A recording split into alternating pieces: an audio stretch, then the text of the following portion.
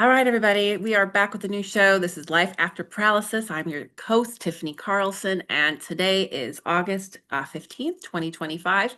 And so we're going to do two shows this month. This is our first one, and this might be one of the best ones of the year, just because if you like anyone involved in like the entertainment industry, this is the show for you. We're interviewing Danny J. Gomez from California. Hello, Danny. Welcome. Hello, thank you so much for having me. It's a It's really pleasure. great. Yeah, it's really great to talk to you in person, and I can't wait to ask you all of my questions. So we'll start from the top, and yeah, if you have anything you want to like interject, just let me know. But yeah, okay, let's do this. So I Awesome. kind of already know most of your story, but I'm gonna kind of ask some preliminary questions for people who don't. I never like to ask people their age, especially in the entertainment industry. So I'm going to start out with your horoscope sign. And are you a Gen Z or millennial? Mhm. I am a Scorpio, Oh, you're a Scorpio. and it's funny. I had actually had to look up if I was a Gen Z or millennial because I don't like keep up with all the new terms. So that Okay, it may be obvious that I'm a millennial you're a now. millennial. Okay, yeah. So you're a Uh, millennial. Awesome.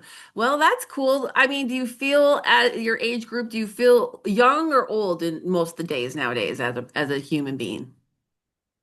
you know what? I Mhm. always feel young at heart and sometimes mind. I can Yeah. be like immature still, and I feel like a 15-year-old every now and then, but Mhm.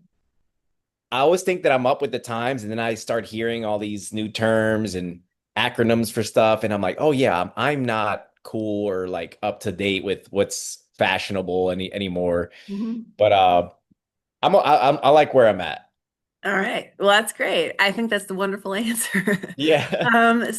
Okay, so you grew up in New Orleans. So even though you live in California and you're working out there, would you consider yourself a New Orleans boy then? Or is that, where do you refer when you say where you're from? Is it New Orleans? Oh, for sure. New Orleans. New Orleans is my heart. Yeah. Um, so many great memories there, and Hmm. I love the city. Yeah. But I've been in California since 2005, actually, since Oh, Hurricane Katrina. So oh my gosh. Is that what made you decide to move out of Louisiana? it was the catalyst to get me out of New Orleans. When Okay. I was there, I worked on Bourbon Street, and I started working on Bourbon Street at a young age. Ooh. And Mhm. I kind of fell into some bad habits, Okay. if you will. And Yep. Yep. Hmm. Hurricane Katrina actually was the first, I call it the first reset in my life. Okay. And it got me out of that, and it brought me eventually to LA. And Wow. yeah, That's pretty it cool. I mean, dude, when you went through Katrina, did you lose your home or anything like that? Yeah, my family lost a home. It was underwater for the majority of the time. Mm. There was water up to the ceiling, so we lost pretty much everything that was inside of the home. Wow. Uh, Yeah, that's huge. yeah, And I did before the hurricane hit, though. I boxed up some things. The important things to me is like a box full of like high school uh pictures and like things from school that thought I wanted to save, and then a box of DVDs and my DVD player because my movies are so important to me. You know what I mean? yeah, yeah. So some stuff was salvaged. That's good. Man, I can't imagine going through anything like a natural disaster like that. So that's pretty crazy. It's been such a long time now. It's been almost 20 years. It's hard to imagine it's been that long, but I can't believe it. yeah. Just hearing that number. So when you moved out to LA, you probably was it like I guess was it how old were you when you made that move? Hmm. When I made the move, I think I was 21 at the time, I believe. Wow.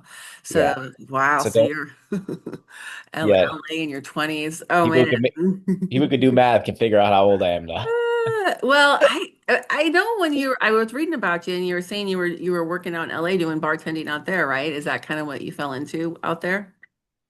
Yeah, and I didn't want to get back into the service industry because I worked on Bourbon Street for Yeah. so long, and I knew the pitfalls of working in the service industry. Hmm. It, it's a great industry to be in. It teaches you a lot about how to treat people and how to have work ethic, but I didn't want to come to LA and fall into that Hmm. Hmm. because I knew what came around being in the service industry. And Yep. I did odd jobs and I try to avoid as much as possible, but then, I just needed money and I needed a job and serving tables and bartending was one of the only things I knew how to do at the time. So um I jumped back into it Yeah, and yeah. I know I wasn't, were you thinking about acting at that point before your injury? Was it something that you were thinking about doing, or did this all happen after your accident? yeah, I decided to be an actor Mhm. actually like a year before Katrina hit. Okay. And I'd done like a few little jobs here and there. And then right before Katrina hit, I did a independent film where we were shooting at different state parks. And it was like a horror movie. When Oh, I got home, I was home for 3 days and Katrina hit. oh my So it geez, was yeah, it caught me like kind of in the beginning of my journey. that's So crazy. Yeah. I decided, hey, might as well go to LA. I came here with a couple friends Mhm, mhm. I took it as a sign at the time, like, okay, I don't need to be in New Orleans. I need to be in LA. And I get to LA and Hollywood goes to New Orleans shortly after Oh to my God. take advantage of the tax credit. So a lot of my friends were working in movies in New Really? Orleans and I was homeless in LA. I was on a house, let's say. That is pretty weird, actually, when you think about it, huh? Yeah. Jeez. So you're out there working, and I know that you got injured in 2016, so it's almost been 10 years, right? So, Yeah. so I know, can you tell us a little bit, tell us about how your accident happened? Yeah. So when I was, living in LA, Mhm. just a quick story about how, I got into the service industry and then Yeah. like years of my life just passed by. It was just I fell into like the LA Hmm. lifestyle, the Hollywood Yeah. party scene and stuff like that. And then, years of my life passed by. And then in Mhm. 2016, I had pretty much given up on acting. I'd given up on my dreams and I kind of was just settling for the life that I had at the time. Yep. And I remember I just one day I got home, I was crying in bed, I was praying and asking God, the universe to Yep. show me a sign to like put like I knew I was meant for something else. Yep. And I was like, I need a sign. And 2 weeks later, I got injured in a mountain biking accident, Wow. jumping off of something I shouldn't have been jumping off of. But Wow. Wow. That's yeah, crazy. 2 weeks later, God had an answer for you in the weirdest way did. possible. And I That's didn't think that's what I was asking for.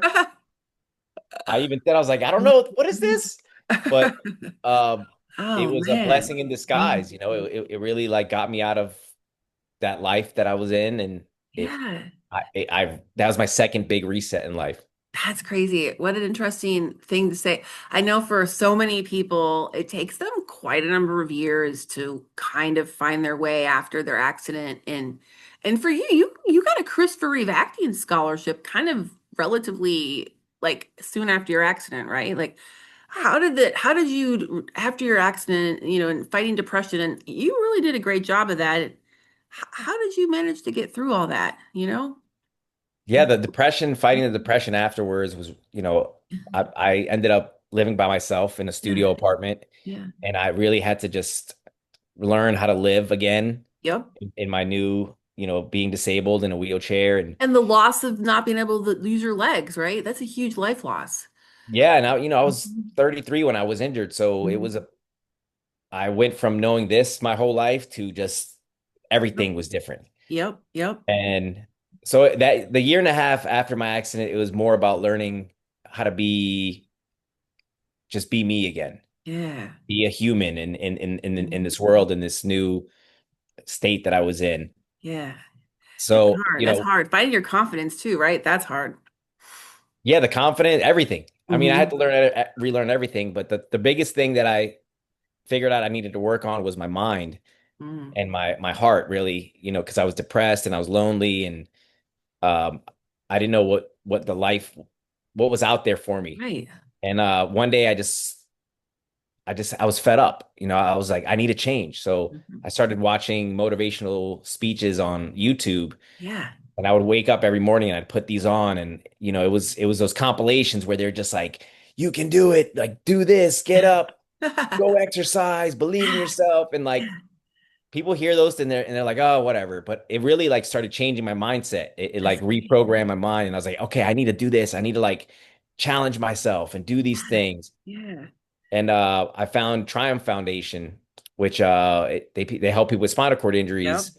And I went to their it was a weekend called the Wheelchair Sports Festival. Yeah, yeah, yeah. And that was the first thing that really Mhm. changed my perspective on being a wheelchair user and being disabled because I was introduced to community. See, that makes such a difference, doesn't it? Yes, yes, because Hmm. I didn't know anyone. I Yep. didn't have anyone to talk to about the things I was going through. And that weekend, like I still give it all to like Andrew Skinner Yeah. and Triumph because they changed my life and they gave me the confidence that I needed to then for my next step, which was acting that just randomly happened. And that's like a whole story in itself. But I know it's a good story though. Can you shrink it down a little bit and tell us just how the heck you got that scholarship? so Mhm. so the scholarship came from a few things. First, it was the Easterseals Disability Film Challenge Yeah. that I randomly got invited to do. We won best film for that challenge. I got my agent, and then I started I got the whole like card at the award ceremony. That's You know, crazy. went to I got signed, and shortly Wow. after I just started auditioning, and I booked NBC New Amsterdam. I want to say that was in 2020. Wow. Right So before, right, was it before COVID or was it during COVID? You it did. was it was right before the shutdown. Okay. Mhm. Like my sister and I flew, they flew us both to New York to shoot my episode. And my sister was like, Danny, we got to wear these masks on the plane because there's like some new virus. And I'm like, I'm not wearing a mask. And she like convinced me. So we're on the way to New York. It was just her and I, only two people with masks on. Oh, And then funny. Mhm. we got all my stuff done and then everything shut down. So on the way back, everyone had a mask on. Dang. But from that, I believe it was that same year, someone from Media Access Awards or I forget which organization. I don't know who, honestly, I don't know who saw it, Yeah, yeah. but Who saw it? the decision makers saw my spot on NBC on New Yeah. Amsterdam, and I just got an email saying they wanted to award me the Christopher Reeve acting scholarship. Oh my God, that's so cool. Yeah. Okay. When you auditioned for New Amsterdam, like I know you're confident and you're, in a wheelchair and all that, but what was it like going into that audition? I mean, was one of your first auditions after your accident? Were you just really nervous, or how did you manage to get past those nerves and kill the interview because you got it, right? Or the Well, that was a audition? self-tape, yeah, because they shoot in New York, so it was a self-tape. Oh, you sent it to them then. Okay, so that's how that And works. I was still learning, I was Mhm. still figuring out who I was as an actor, and I just made a bold choice in my audition, which I'm gonna upload. Thank you for reminding me because I need to upload. I want to upload like that audition to Yeah. screen. Yeah. Um, that day was a hard day. I spent all day filming that audition because these planes kept flying over. It was a beautiful day outside. There's helicopters, there's planes, and finally I was like, the plane's staying in. And it's funny because my character was a fighter pilot, or Oh, he was a pilot before. So right. like this plane flies over, and it was like, okay, it's meant to be. It was meant to be. But I sent it in, not thinking of because you don't, you just send stuff in and you don't really Yeah. you don't know. And Okay. shortly after they were like, hey, you're pinned for New Amsterdam. And I'm like, I'm pinned. Which means like you're pinned, you're like at the top of the choices. Nice. And then that was my first guest star. That was my biggest TV role like to date. Yeah. And before that, I'd done a ton of short films with the Film Challenge and other. So I felt ready when I was there, and it was an incredible experience. I think it's wonderful that they're hiring actors with real disabilities to fill these roles.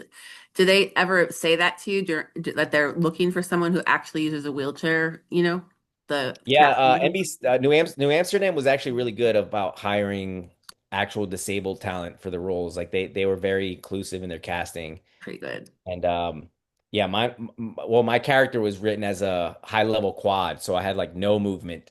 I could only move my neck. So Wow. my paraplegic friends always made fun of me like, "You played a quad and you're not a quad," you know. But That's so as long as it's an actual wheelchair user, I think people like accept that. absolutely. It's better than just throwing some No.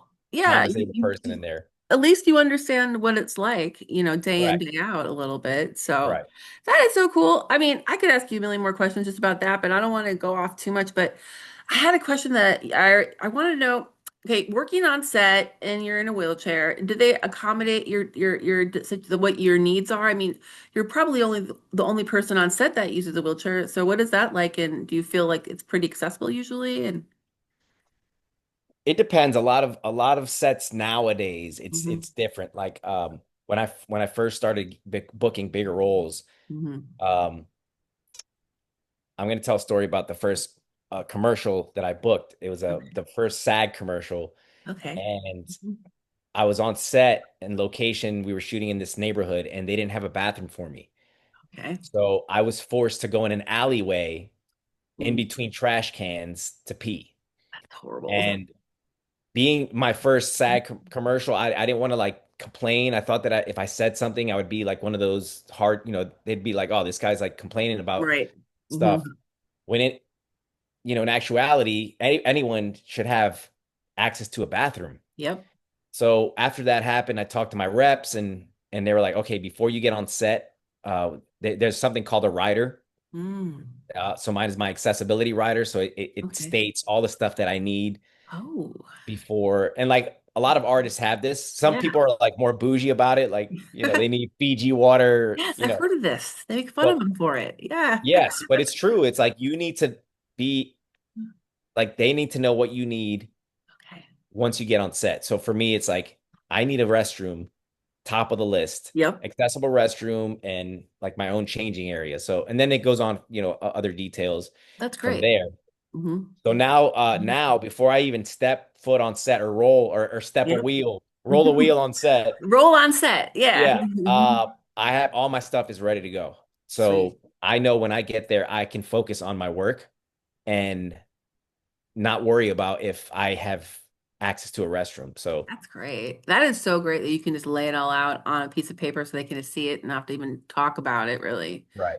And Nice. it Nice. depends, like lower budget things, you might have to get carried up a few steps, and I'm game for a lot of things. As long Okay. as people are there to help, like I'm okay because the world isn't built for us, This is true. And right? yeah, yeah. I could see that if I was an actor, you're willing to get the good shots, right? Lift me up there wherever we got to go, right? To do it. So, Yeah, I mean at the end, we have mhm, to compromise every now and then, but if mhm. people are like willing to help you and support you, then I think that's what's important. That's great.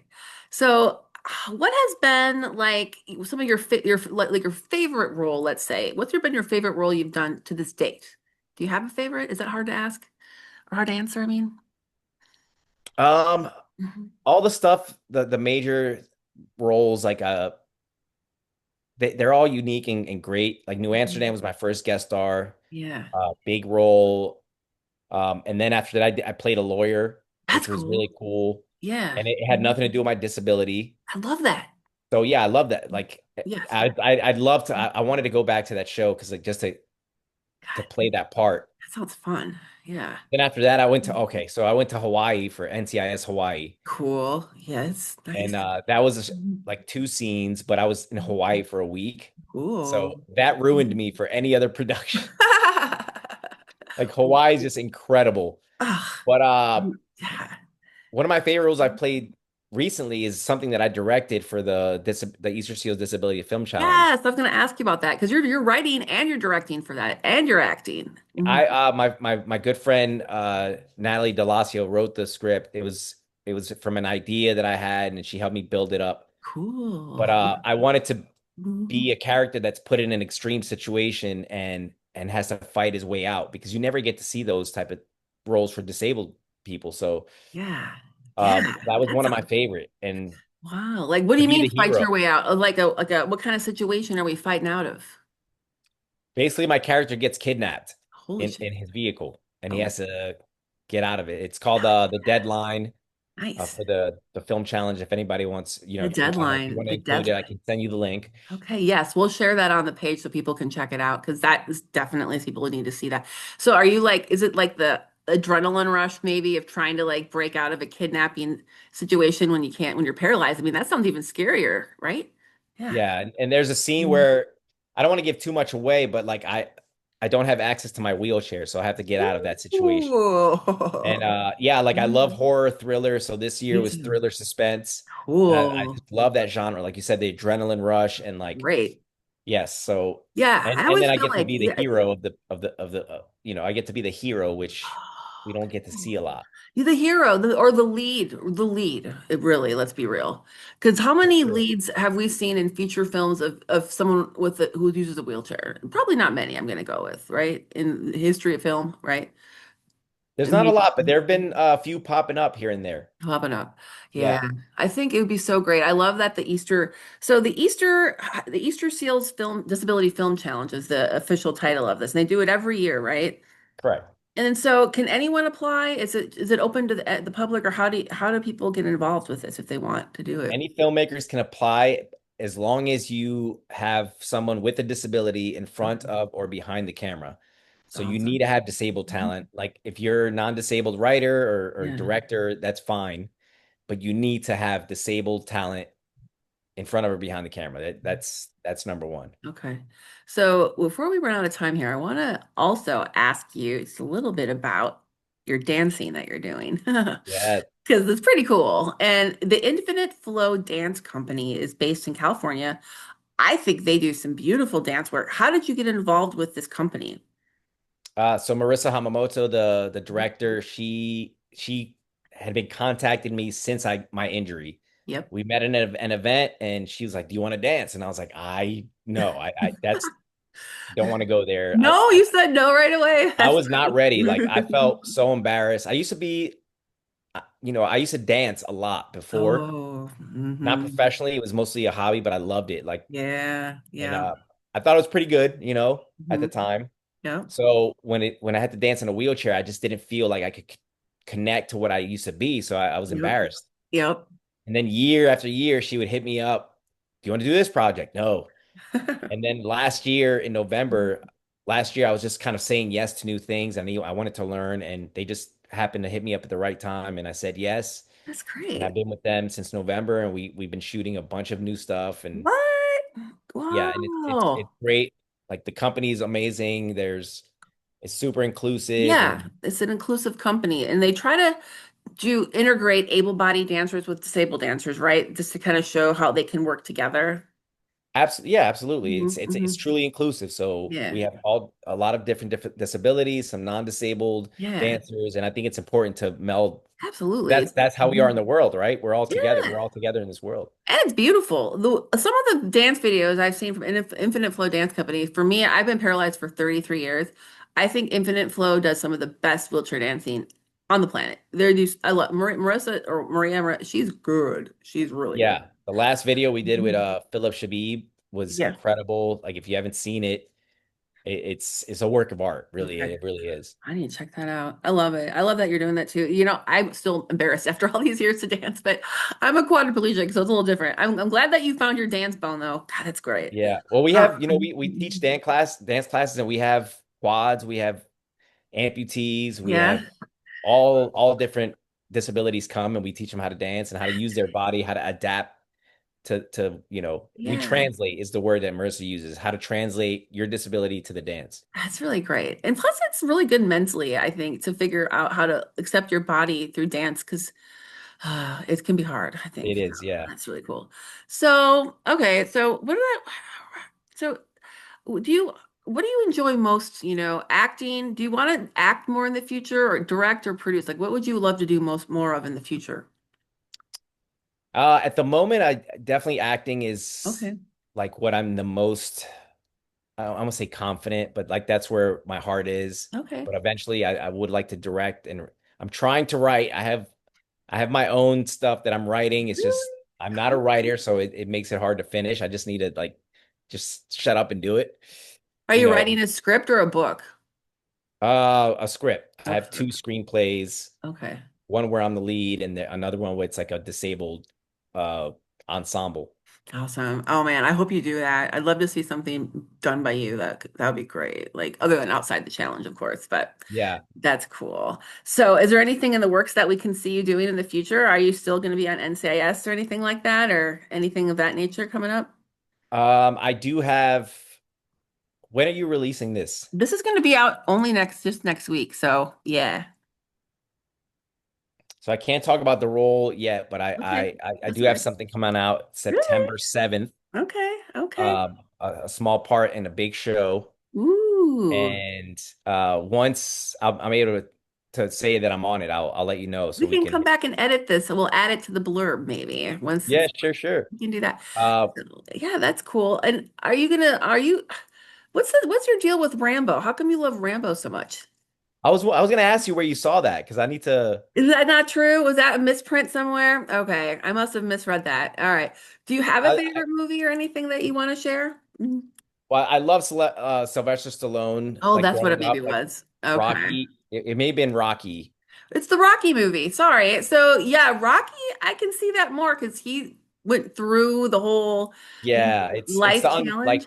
it's the ultimate underdog story, and for me, I've always felt like the underdog, and even more so after my injury. Okay. So that I just relate to that so much, and like how he persevered and didn't let anybody tell him no, and he stuck to his faith in the film, and he made it happen. And that's just one of my, it just gets me the memories, and it gives me the feels, and Yeah.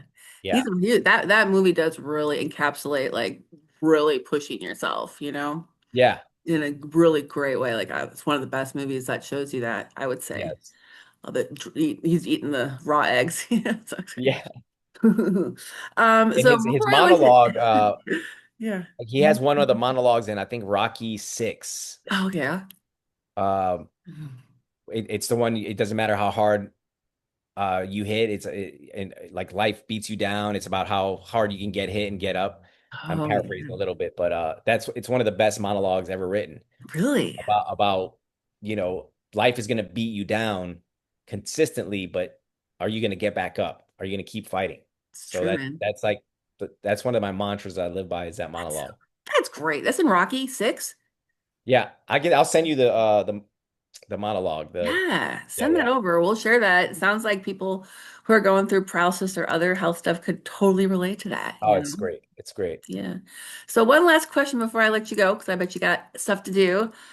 I know that, you probably don't share a lot about your personal life, but one day would you ever like to have kids and all that stuff, or is that on your future goal list? Yeah, I mean, I would love to have a family. Yeah. It's Mm-hmm. dating is difficult in Mm-hmm. LA. I Yeah. find it especially more challenging for non-disabled people. Say they have It's so hard to meet someone it's you still can. hard. Yeah. So that's I am single, and I was on all the apps, and I just recently deleted one today because the Okay. subscription ended, and it's just like I don't know. Life is weird. It's so hard to find people you're compatible with, whether you're paralyzed or not, right? It's such a weird world, but I do Yeah. think that by living our lives, it's the best way to meet people. So I'm sure you Right. the And right that's a choice. whole nother can of worms, dating, but like dating, I think Oh, disabled and especially in LA, it's so like I feel like it's so image based, people see oh you and man. especially on an app, like I feel like they just don't give you a fair shot. So That sucks. It's so funny because you're so successful and you're very handsome. You would think you'd have a ton of interested people. I hear Anyway. that a lot, but it's yeah. hmm Well, I don't like that. And I was recently married last year, but I was single for decades and I wrote about it at length. And I know exactly what it's like to date in a chair. And it's hard. But I do believe at the end of the day, there's someone out there for everybody. One day, I Yeah. believe. But I've enjoyed this conversation. I just want to say it's really great to talk to you. Thank you for, taking out some time on a Friday to talk to little old me on my podcast. So No, it's my pleasure. yeah, It's it's really great. I been think fun. people who are paralyzed anyone with disability is gonna relate to this because you're doing some really amazing things and you're breaking through the glass ceiling, dude. You totally I'm are. trying. I'm trying. Just like Mhm. anybody who's listening, just don't give up. Yeah, Like that's the thing. your dream could be right around the corner. You just can't give up. You gotta pursue it. Yep, don't let your spinal cord injury take you down, right? And hell no, it's my like superpower. It's what Mhm. got it was a blessing in disguise, my injury, and it made Totally. me a better person overall. And I see you, man. It can really, really, really put you on the right path for a lot of people. I've heard this so yes, often. for So, sure. well, I'm gonna be checking out your career. I'm gonna follow you on Instagram and I'll be updating the blurb on the podcast September 8th. Yes, I'll let you know. I'll send you some links as well. So if you want to share those. Absolutely. Absolutely. Well, thank you. Thank you so much. All right. I'll talk Such to a you later, pleasure. Danny. Thank Bye-bye. you. Bye.